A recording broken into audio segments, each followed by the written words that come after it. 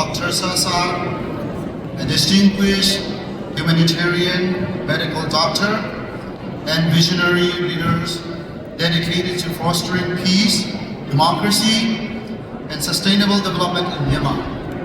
Born in a remote village of Lailenpi in the two states, he witnessed firsthand the hardship of ethnic persecution, poverty, and lacks of basic health care and education.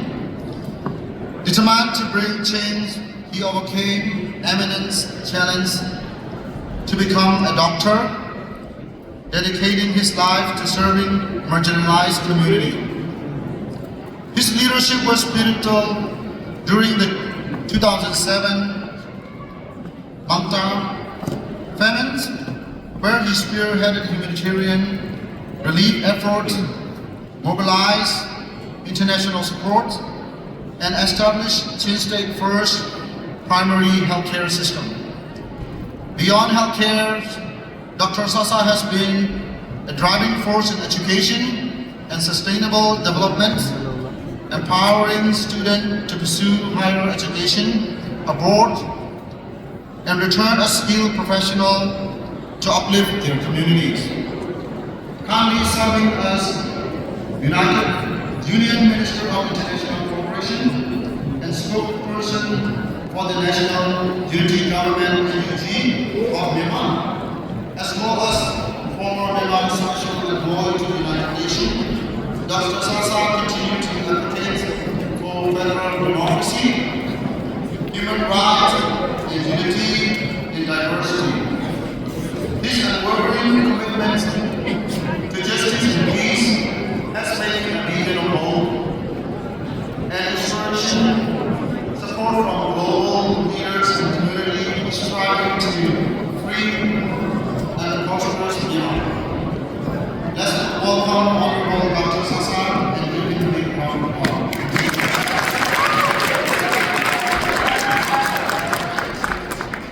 Hello, Louisville. Hello, Dallas. Hello, everyone. Thank you very much indeed for having me today. This morning, around 4 a.m., we arrived in this beautiful city of Louisville from Houston. And it was when we entered to hotel, it was 4 a.m. and we saw a very welcoming note from CCA President Mark Hallian and Secretary New Star Shu and Pastor Reverend Kansan. And I'd just like to give three of you again another applause for your hospitality.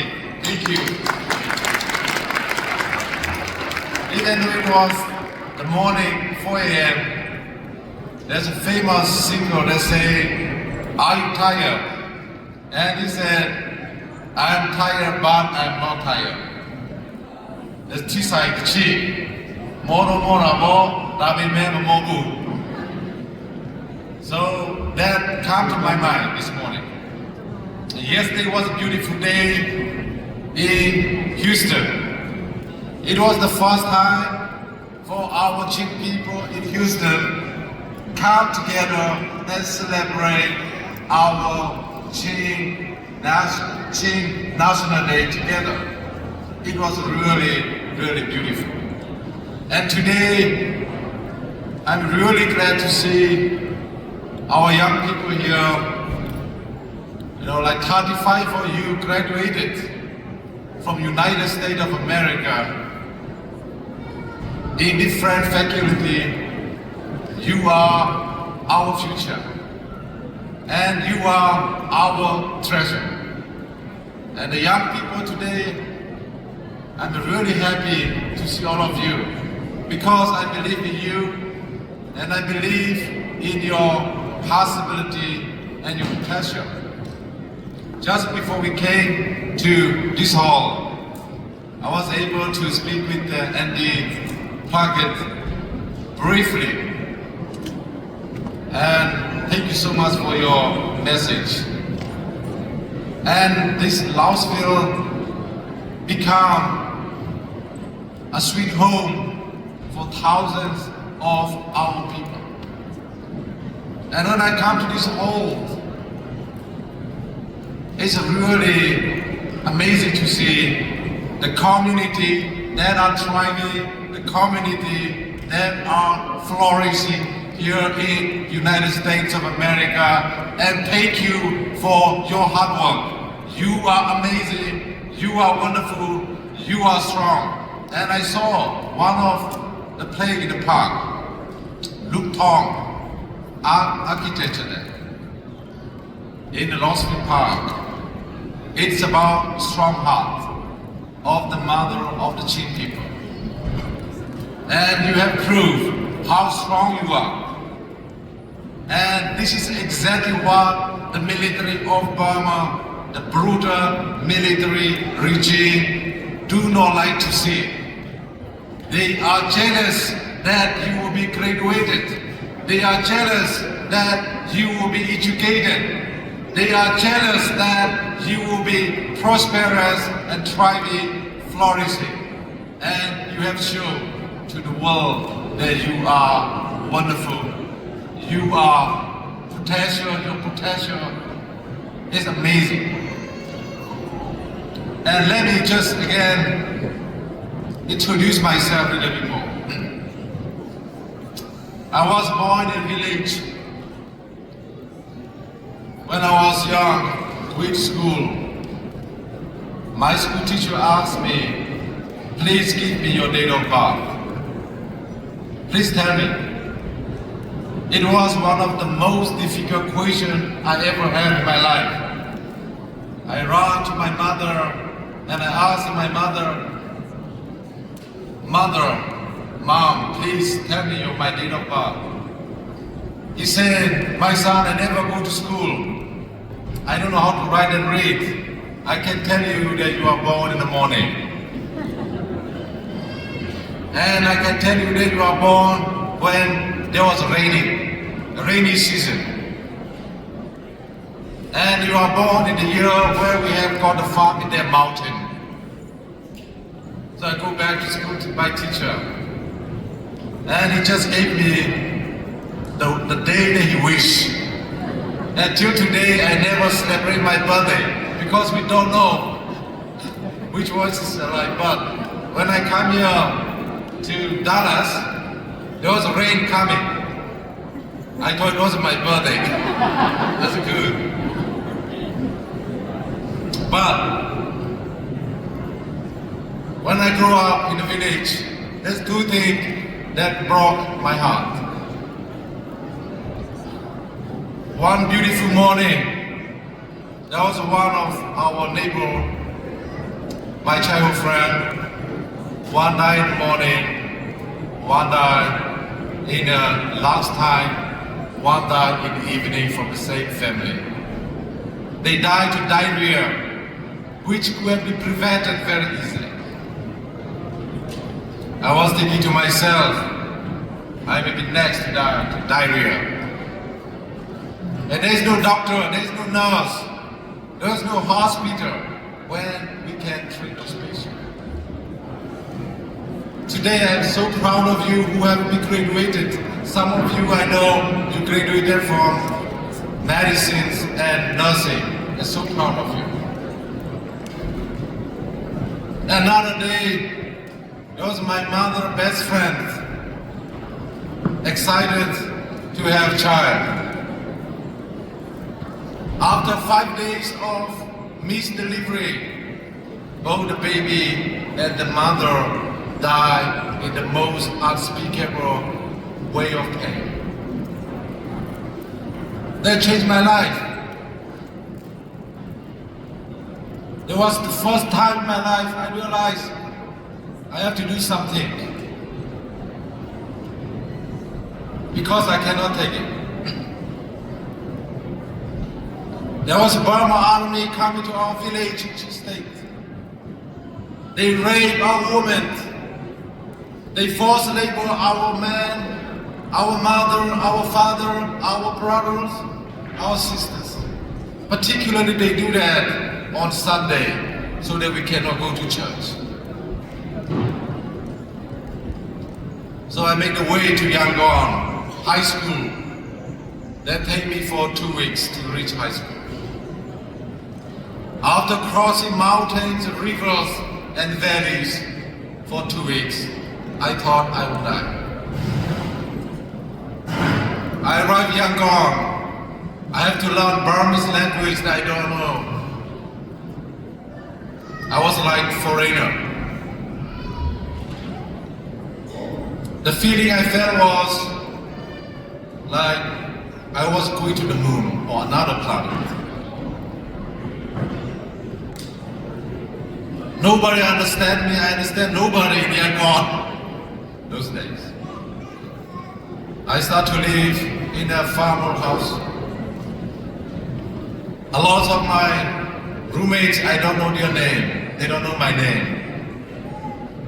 There's those who are factory workers, they work in plastic factory. Daytime is too hot, so nighttime they work.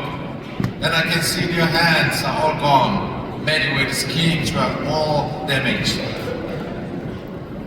One day, the place that we stay flooded, and I moved to the garage with those laborers who work in plastic factory. And I couldn't understand Burmese language. I used to go out at night and pray under the mango trees and banana trees. Because the mango trees and banana trees were the only tree I can recognize from they are in my village. So I feel so close to them. But I believe that God was talking to me. Sa Sa, keep going, don't give up.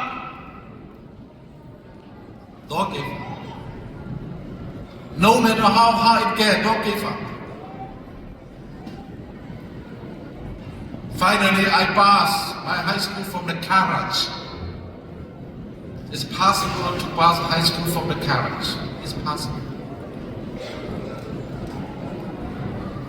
Finally, I was so excited to go to college, but the military dictatorship closed all the college and university across Burma. No one can go to anymore. Because they are afraid of education. They are afraid that the young people will be educated. So, today when I see you, when we deliver certificate to you, I was thinking to myself, wow, this is something Burma army afraid so much. You are fighting here by educating yourself. One day you will be back to our country. Our people and our country will need you. And I'm so proud of you. And I came back to my village and there was no school teacher. So I became school teacher for 2 years to teach them about biology, chemistry, mathematics, and English and Burmese. I was teacher for all subjects. But again, I saw many of my students die in front of me to malaria and diarrhea. And I saw the military came into after us, arresting us, detaining, and forced laboring our villages. I cannot think anymore. And I hear India opened college when Burma closed the college. But there was no road to come. But I came across the jungle. It took me 5 days. We carried the chicken and pigs and cows to India village and we sold it to make some money. That time I learned that pig do not like to swim in the river. They scare of water. You know, never give up.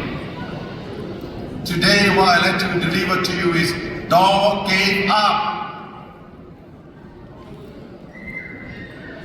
And when I arrived in India college, one college finally accepted me. And I have to speak English and some Indian local dialects that become my fourth and fifth language. And finally, I qualified to study medicine. And it was very expensive to study medicine in India. So one day I hear in a newspaper in India that I can study medicine cheaper in Armenia. US and UK were too expensive. So my people gave me like chicken and cows and pigs again so that I can buy air ticket to Armenia.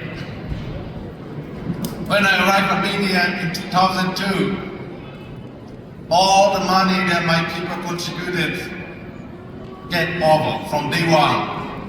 I was out of university. But finally, I believe in miracle. There was a miracle coming. I got a scholarship from UK and I was back into medical university. And then one day, miracle happened, big one. The British parliamentarian became to know about me. One day there was a friend from scholarship and a friend from British Parliament. They both from Bangkok to London. They don't know each other, but they sit together and they start talking about me because scholarship friend knows me. And they talk to parliamentarian of Britain. There's a Sa Sa going from State Burma, studying medicine. If you parliamentarian from Britain go to Armenia, please will you meet this guy? When I received a letter from British Parliament, I was terrified, really. I was trying to run away from it. But finally, Baroness Cox from House of Lords came to Armenia and said, I want to be your mother. And she invited me to UK, London. It was the first time I was in London. And there was another funny thing happened. I still remember in the airport, the officials were asking me, who invited you to London? I say, British Parliament. How do you know British Parliament? Well, one day there was two people sitting in the airplane. They talk about me. No, sir. How do you know about these people? That's the miracle. And finally, I was out from the airport, and there's underground in London. You know, it's massive tube underground. And in London, the people were working so fast.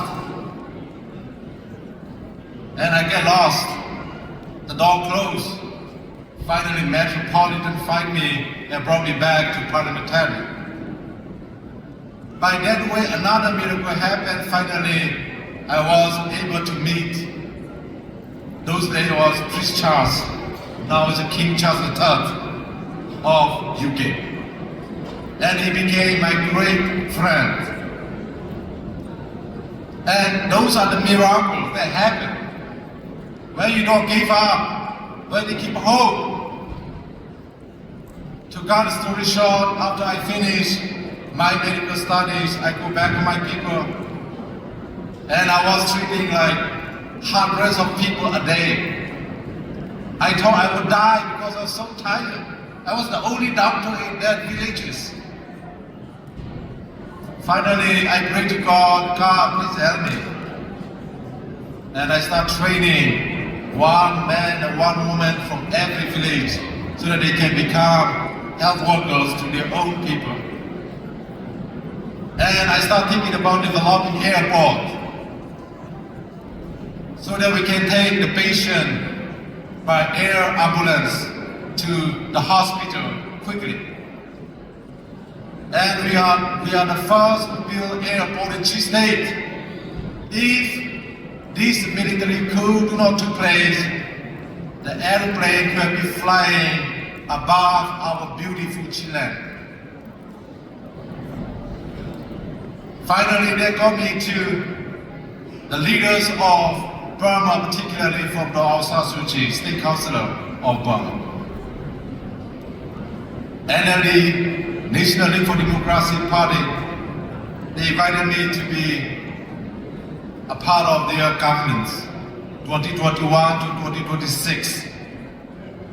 And I was there excited in Naypyidaw, so that we can multiply the blessing across Burma, in education, in healthcare, and economic.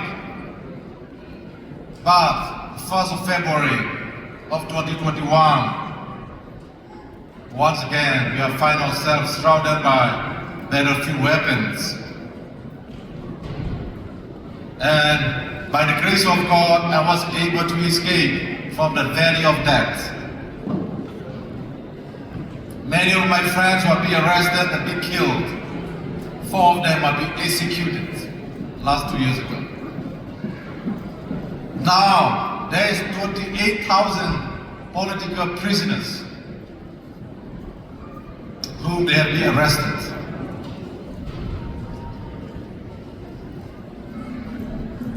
They include a lot of our chim people.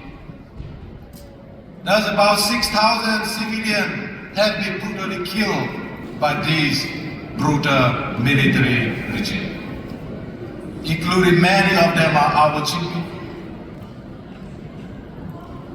There is more than 100,000 houses, schools, hospitals, churches, places of worship are being burned down to the ground. At least in Chi State, you see all Tatar town is gone, they wiped out.